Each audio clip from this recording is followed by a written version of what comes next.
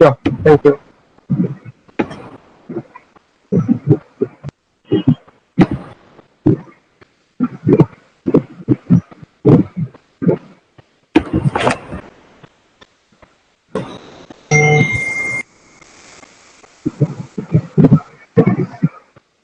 Good morning, everyone. This is Jatin Damania here. I, behalf on Kotak Securities, welcome everyone you for this webinar on metal sector. First of all, I'd like to thank you everyone to join this webinar amid this lockdown. And now we'll start with the presentation on this metal sector. I'll start with the presentation, post which I'll take you to the few question and answer, which is already shared by you guys on the link. So I'll start sharing a screen on the sector outlook.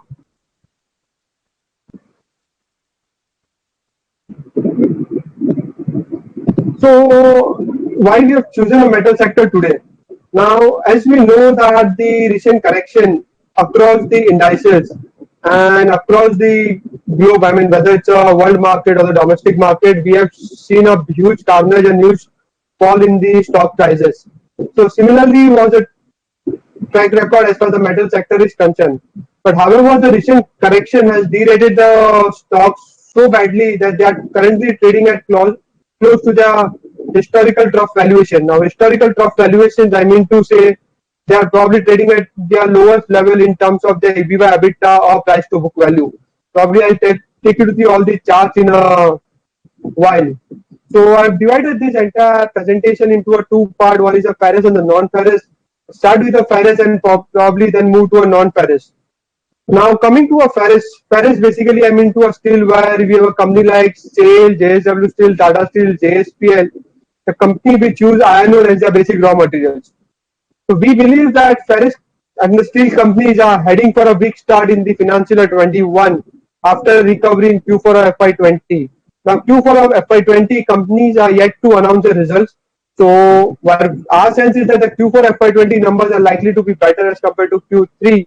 But then FY20 will start a weak start due to the lockdown and the subdued demand. Now, why do we see that we are heading for a weak start in FY21? Is basically the supply is likely to outpace demand, which is likely to hit earning. Now, why supply will outpace demand is basically driven by the strict quarantine measures driving demand destruction, supply facing relatively lower disruptions, expectation of destocking and fall in regional prices, which will lead to an increase in inventory and margin pressures. Now, first point which I am likely to highlight, which is the strict quarantine measures driving demand destruction. I mean, I would like to highlight here that the demand destruction is not only coming from the stop in the construction activity across India, but actually the demand have already slowed down prior to the lockdown because of the slowdown in the auto demand.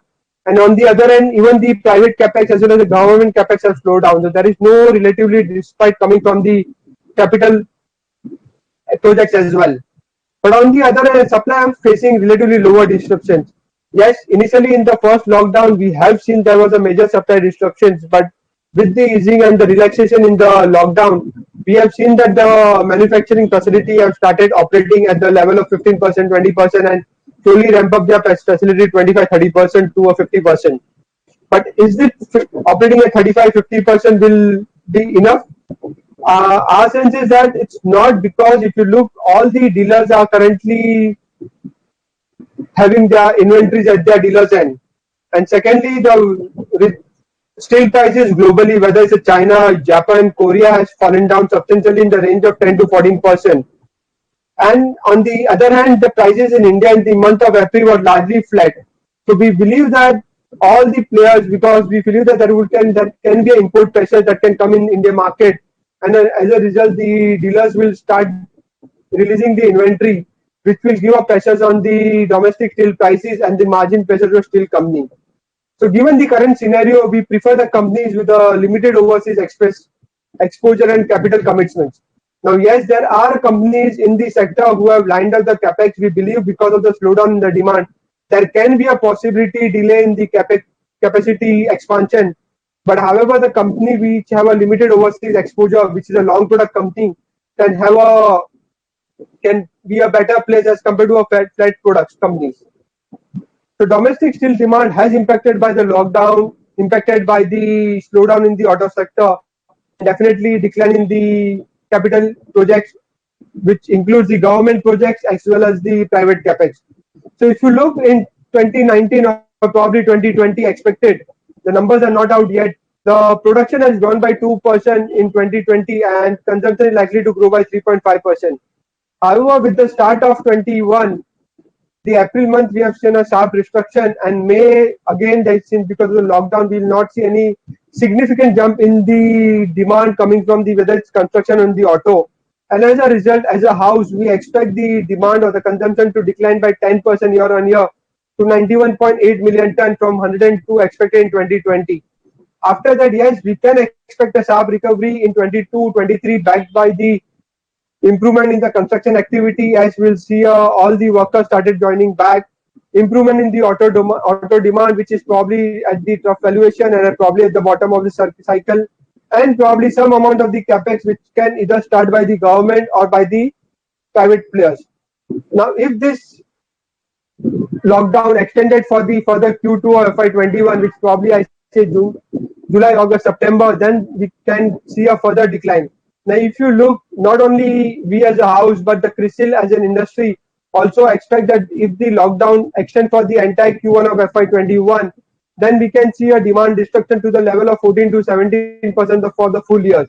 But if the demand destruction, the lockdown extend to the second quarter of FY21, then we can see a dip in the demand to as high as 25%, which will not augurs well for the industry as well as for the entire economy. Now, as an industry, I can see, yes, all the steel companies' margins will get hurt because not only because of the demand slowdown, but because of the domestic factors in terms of the higher input costs, which probably I'll take you through in the next slides. So, given the demand destruction, definitely the capacity expansion which was expected to come in 21, 22, 23, there will be a 5 million ton, 3 million ton and 6.5 million ton capacity expansion in 21, 22, 23 respectively, which we believe that will probably get further extended because of the lockdown. The 5 million ton which is expected in 21, probably we can expect that there can be a spillover and the maximum capacity comes in 22 with the capex going in and the execution going in quicker. And in 22, since we expect that demand is expected to grow by 12%, we can see the higher capacity coming in that can probably fill up the demand and can help the India to curb the input pressure. So steel capacity of domestic companies is likely to increase from 128 million ton in 2020 to 123 million ton in 21, 136 in 22 and 142 in 23, which is almost a 10 million ton increase. And the larger capacity that is going to come by JSW Steel, which is 6.5 million ton, 5 million tons of Tata Steel and 3 million tons of NMDC, which will come on stream. But do this capacity, if it comes in 21, then definitely there can be a huge pressure. But if now, because we see this first quarter of CY20, which is Jan, Feb, March, the steel demand has estimated to have declined by 30 to 40% on year-on-year basis. Now, what does this mean? If the demand has come down, then this means there is a high inventory level across the globe, and it indicates as per the CRISIL there is 100 million tons of the inventory which is live, which has been increased, and that's probably not it's probably a negative sign. On the other hand, steel inventory in China also remain at the elevated level at 24 million ton, which is up 51% year on year. Yes, this is a matter of concern, but one thing we can probably look at it. If this is a matter of concern, there can be a possibility pressure across the globe in terms of levying anti-dumping duty or some amount of the measures to support the domestic industries across the globe from the dumping coming up from the China. Though Chinese inventory in China has elevated level at 24 million ton, but we believe has peaked, but still at a higher than the previous year, which we believe that definitely that can put a pressure on the realization as well as the margin for the companies globally as well as in the domestic manufacturing companies like JSW Steel, Tata Steel, JSPL or SAIL. But on the other hand, we believe that since the prices are coming down, there can be a downward pressure on the cost as well. So we believe that the cost is likely to deflate, but unlikely to offset the pricing pressure. Why? Because we believe that the pricing pressure in steel is also weighing on the raw material cost. Coking coal prices have corrected from by 15% on month to $135 per ton of FOB in Australia, and iron ore prices are down 9% month on month to $21 per ton, this as per CFR China. Now, what does this mean? Yes, the cost curve has come down, but will the pricing will decline the same level? We believe no. The fall in the prices is much more than the fall in the cost prices, which will probably pressure on the margins of all the steel manufacturers in the world and even in India. In India, we might have a pressure. See, if you look at the iron ore prices on your right hand side, the China import iron ore prices have declined 9% month on month to $81 per ton. But if you look at the prices in the domestic market, the prices in the domestic market as well as the iron ore prices, the NMDC chart which I have shown on the slide, is expected to remain at the elevated level due to the supply disruption in Odisha.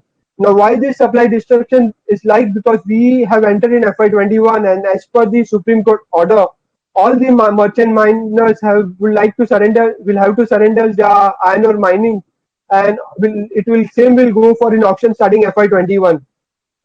Now, because of the lockdown, we'll see the delay in the auction, but that is not going to increase the supply. That will probably elevate the demand, and the supply will come down in the market.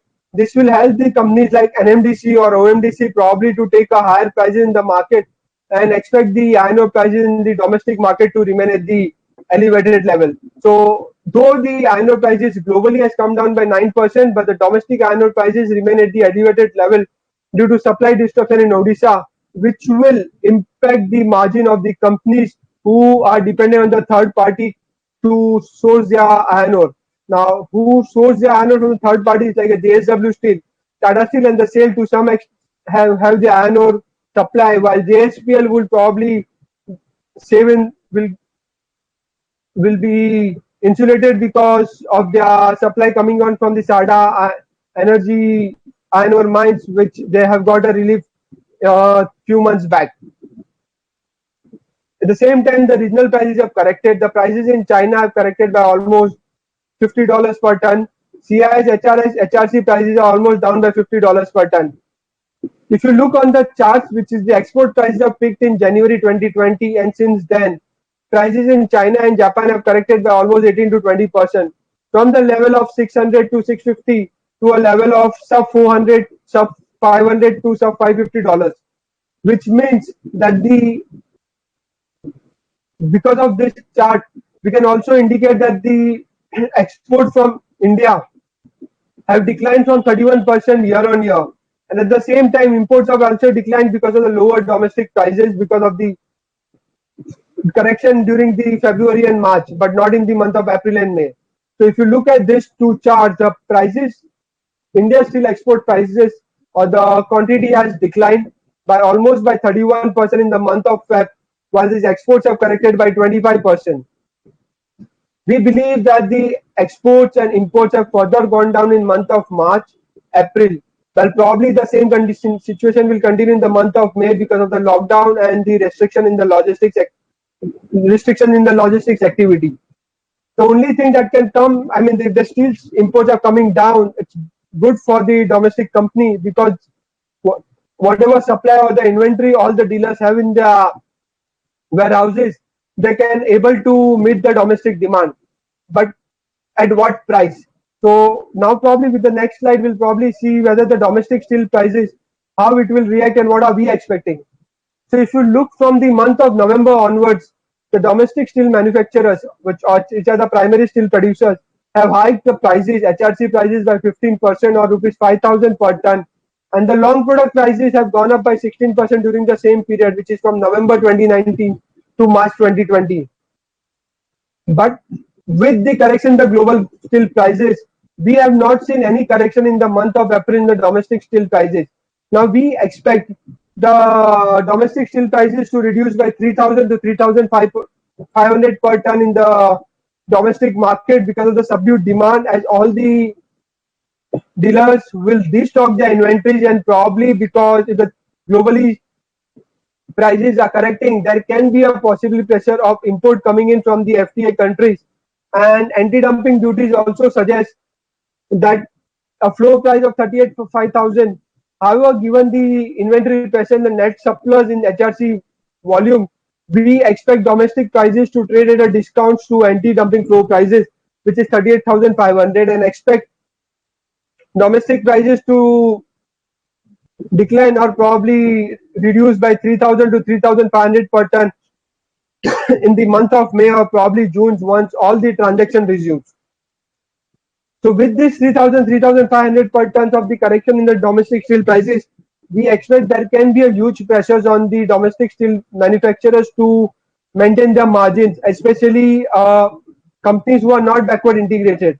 Hence, we believe that the whatever steel prices all the companies have taken in month of January, February, March, or probably starting November, we would see some amount of benefit, which is 1,000, 1,500, which will be coming in Q4, while in FY21, we'll see a reduction in the EBITDA per ton.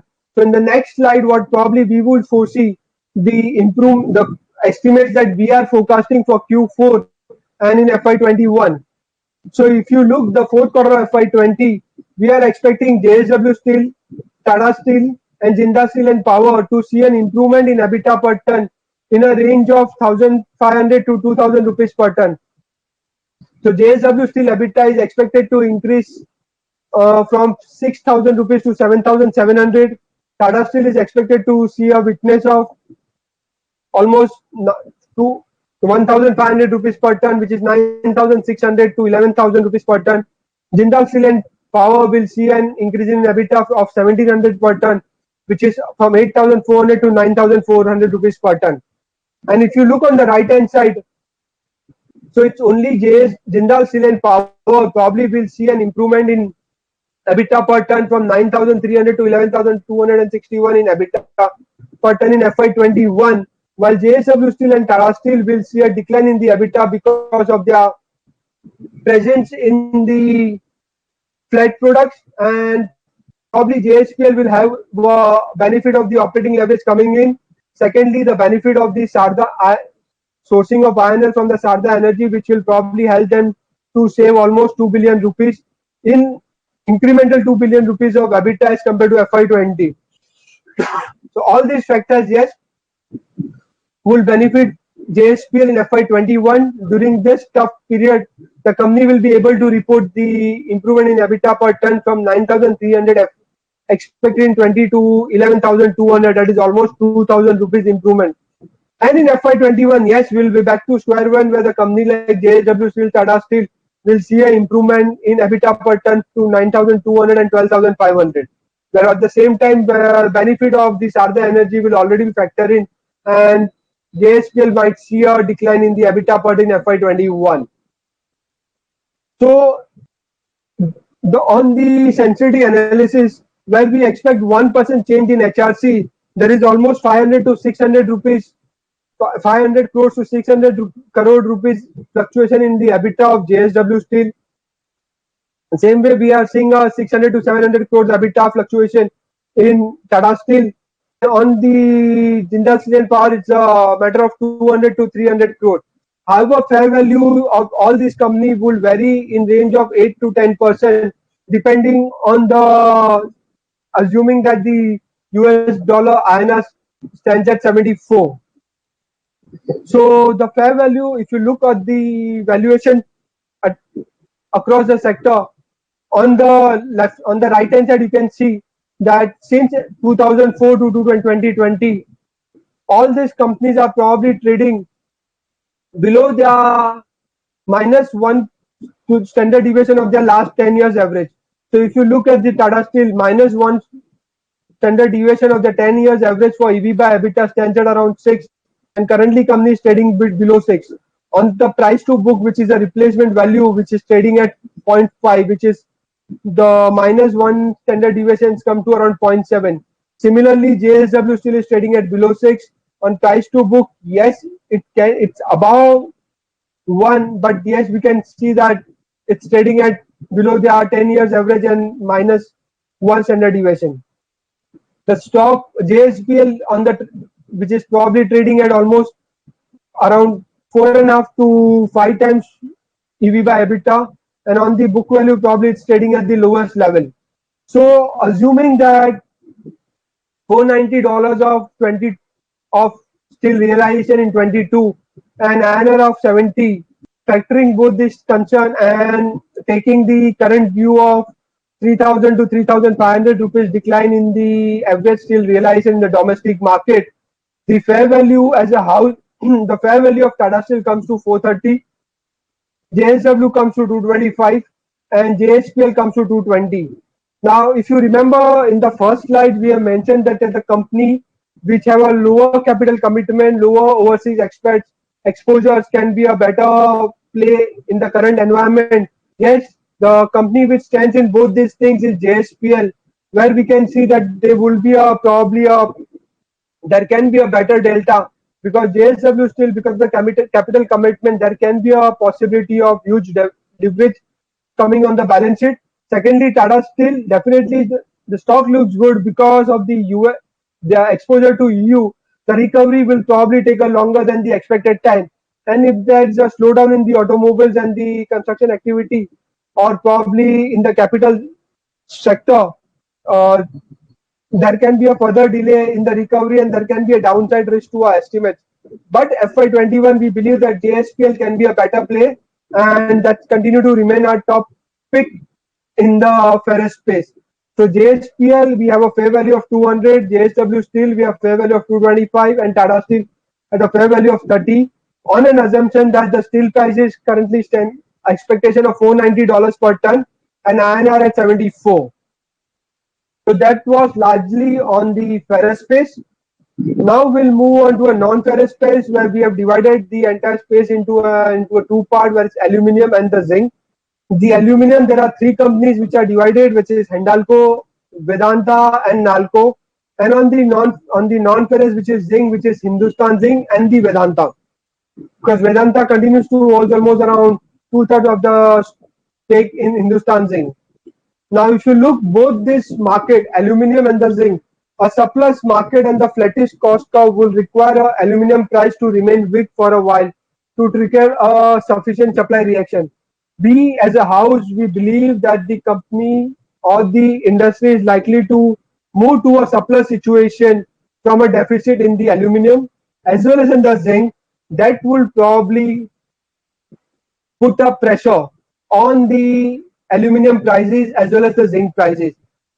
And definitely the flattish cost curve means that there are near about 20-25% of the companies globally are facing a problem, and there can be a downward reaction or downward utilization in their capital utilization, and that can probably remove a higher supply in the market and can maintain a demand supply situation balance. But yes, it will take time till the time we see a reduction, another fall in the aluminum and the zinc prices in the months to come. So firstly, on the aluminum, weak demand has led to surplus. Yes, we expect the 3% global demand decline in aluminum in the calendar year 2020, of which 4 months have already gone, against a 1%, 1.7% growth estimated earlier. Because if you look the because of the coronavirus led demand destruction pick up outside China. First it was only China, then it went to EU, which is Europe, then US, and then the entire globe. And we have seen the impact across, whether it's in aerospace, whether it's in auto, whether it's in construction, whether it's in transportation, or whether it's in any other logistics movement where we have not seen any movement of the goods or improvement in the demand across the globe. The supply, on the other end, because of the relaxation across the globe, the supply reaction is much lower than the demand destruction due to classification of the upstream capacity as a continuous process and the cost associated with the restart of the aluminum ports. Because if you shut down the aluminum ports, the restart cost is much higher, and probably we can see that there can be a supply disruption. And as a result, all the players have not completely shut their ports and are operating at the lower level. if the demand or the supply is not aligned with the demand, we can see a further destruction in the prices in the coming month. Despite the cost curves remain flat, we will believe that there can be a margin pressure coming on to the companies, whether you look at the Alcoa or you look at the domestic companies like Hindalco, Vedanta or Nalco. Global surface for CY 2020 is expected to be around 2.2 million ton after 0.9 million ton of deficit in 2019. That means there would be a clear shift of 3.1 million ton of the additional supply coming in the global market, which will pressure the prices. Now, if you look on the China exports nearly third of its aluminium consumption in the form of semi-finished goods or semi-finished products across the world.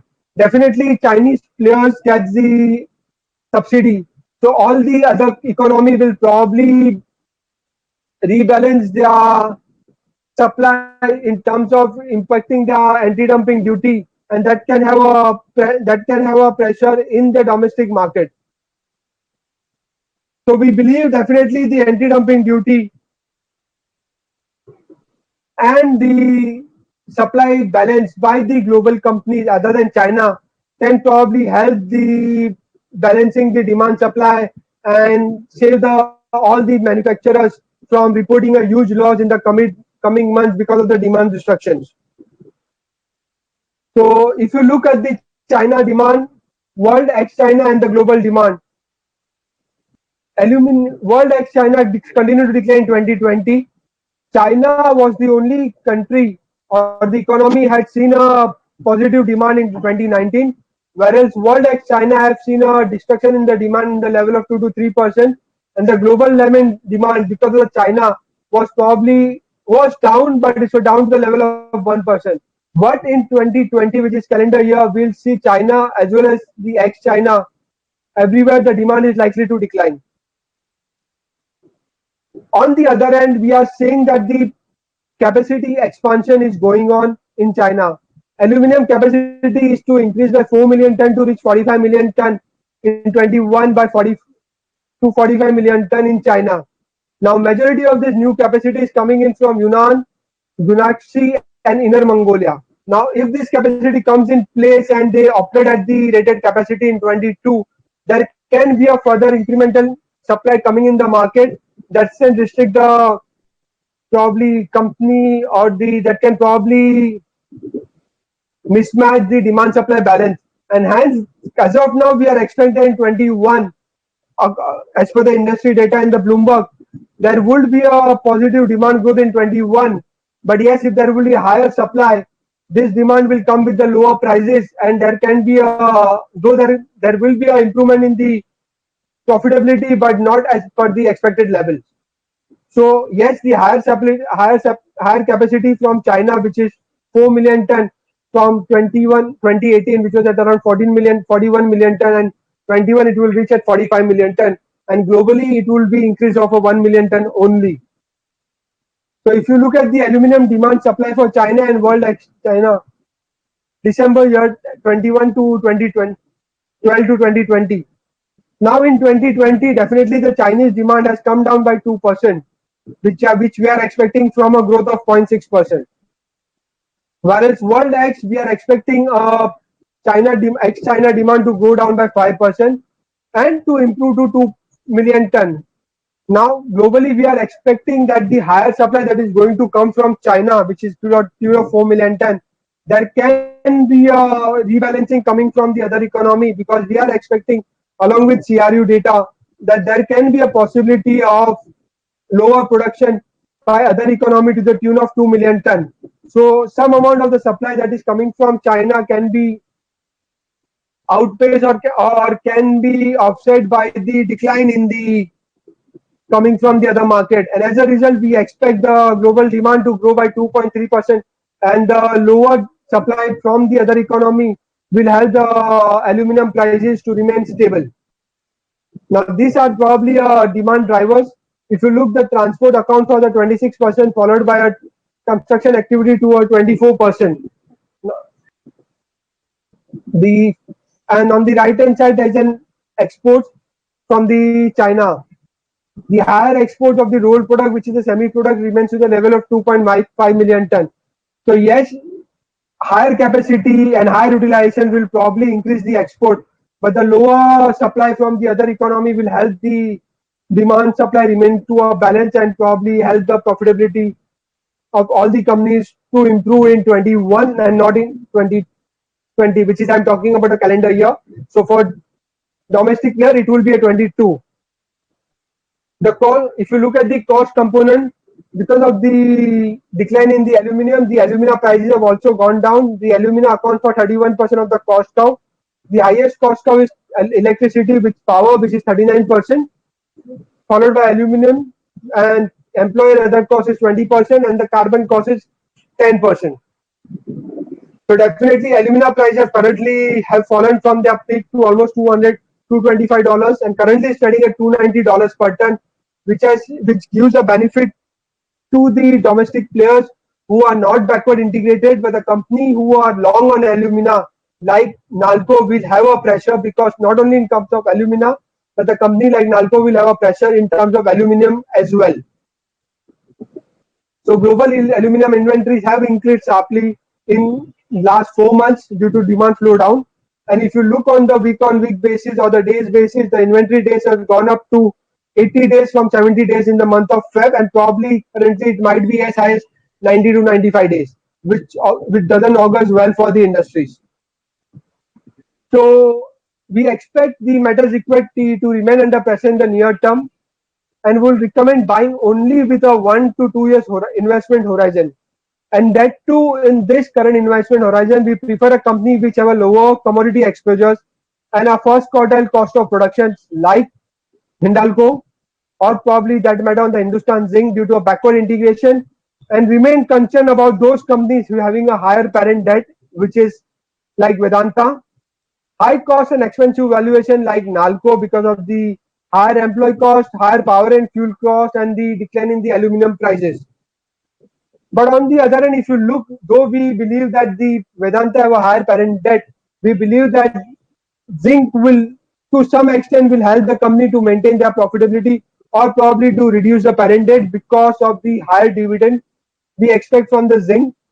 Not only to a Vedanta, but looking at the government deficit scenario, there can be a possibility of a higher or the one-time benefit in terms of special dividend coming from the zinc, which augurs well for the Hindustan Zinc as well as the Vedanta. So on the zinc perspective, the demand destruction to remain a drag in first half of calendar year 20, but supply reaction to provide support. Global zinc supply deficit is likely to turn in surplus in 2020. We have seen the same scenario in aluminum also. So if you look the China supply deficit, China for the second quarter is likely to move into deficit, but the world ex-China consumption is likely to move from it's likely to remain stable at 1.6 million ton. However, the overall will probably go to a surplus from 165 million ton, where China we are looking at deficit, but the global we are looking at a surplus of 347,000 ton. So in all, we are expecting a surplus of 160,000 ton. This is basically inventory level, though it is higher than 2019. We believe there can be a possibility of the supply disruption coming on from the domestic as well as the global players to maintain a balance in the equity balance in the market, and at the same time to the zinc inventory equities to fall down in the coming months. So looking at the sensitivity analysis, 1% change in the aluminum prices for Hindalco, the EPS estimates within US dollars moves to almost by 10%. Similarly, the change in the fair value. However, the impact on the Nalco is much higher because of the increase in the cost and the higher aluminum prices. On the Vedanta, yes, because Vedanta is not only an aluminum player, but the fall in the oil and zinc prices is likely to also impact the valuation of the Vedanta. Zinc prices, yes, we believe that if any positive commentary from any zinc mine globally can have a positive impact on the zinc supply and the zinc prices, and that augurs well for Hindustan Zinc. So definitely, if you look at the valuation chart, all the non-ferrous companies also, whether you look at Hindalco, you look at Vedanta, or for that matter Hindustan Zinc, all are trading at below their 1 year forward EV by EBITDA, and though look it's good, but we prefer Hindalco in the non-ferrous space, followed by Hindustan Zinc, where we have a comfort on the dividend. So if you look on the fair value, where we have assumed that $17 of aluminum prices in 22, $306 of alumina, and $74 of USD INR. Hindalco fair value comes at 225. We expect Vedanta to fair value at around 110. Nalco, anyways, we are negative. We have a fair value of 24. And Hindustan Zinc, we have a fair value of 190. And there can be a positive supplies that can come from Hindustan Zinc in terms of special dividend, which augurs well not only for Hindustan Zinc but also from the Vedanta perspective also. So that was largely on the from the my side on the on the sector perspective, where on the steel sector, which is on the ferrous space, we like JSPL because of their present the long presence on the long product, improvement in the EBITDA per ton in 21, which is an expected as compared to the other players like JSW Steel and Tata Steel. Well, we feel there can be a pressures in terms of the higher leverage and the lower EBITDA per ton. And on the other end, if you look on the non-ferrous, we prefer Hindalco as a preferred bet as compared to the Vedanta and Nalco on the aluminum press. Now that was more on the on the more on the presentation. Now coming on to the question and answer session, there was a couple of questions that was on the Hindustan, on the Hindalco as well as Tata Steel. Definitely, see if I'm looking at the current scenario, we believe that the Q4 FY20 numbers for Tata Steel is likely to be better sequentially. But Q1 we will see definitely a decline in the profitability, and Q2 now in India also we will probably will witness a rainy season. So for the 6 months we don't see any significant improvement on the demand drivers as well as the domestic market is concerned and as well as the global market is concerned. So we believe definitely on the lower levels one can look at accumulating at the Tata Steel. But yes, the investment horizon will not be for a 3 months or 6 months. It will be probably for the 1 or 2 years. On the non-ferrous space, Hindalco, yes, we like it. The company have recently acquired an Aleris through a Novalis, which augurs well for the company because that increased its presence into a more value-added product. Though people have a concern that globally because of the decline in the automotive sectors, there is a demand destruction that can impact the Novalis EBITDA also. But we don't foresee, because if you look globally, there was a couple of commentary that has come from the global players like the beverage can players and the packaging players. The beverage can has doing good in month of April as well, and the companies are showing a strength in the month of May also. So we believe that beverage cans will probably offset the decline in the automobile demand, and that augurs well for the Hindalco through a Novalis. And we prefer Hindalco. That's again from the 1 to 2 years perspective. So that was a couple of questions on the Tata Steel and Hindalco. If there are further questions, definitely I will request. I mean, there are questions on the cube. Will I'll probably answer to an individual clients on their personally on their mail. And once again, I thank you everyone on behalf of Kotak Securities to remove your precious time and join us for this webinar. You can directly reach us on the mail ID which has been probably given to you, and if there is any question, please free to get in touch with us. So with this, I probably close this webinar, and thank you once again all the clients on behalf of Kotak Securities to join us for this webinar. Thank you.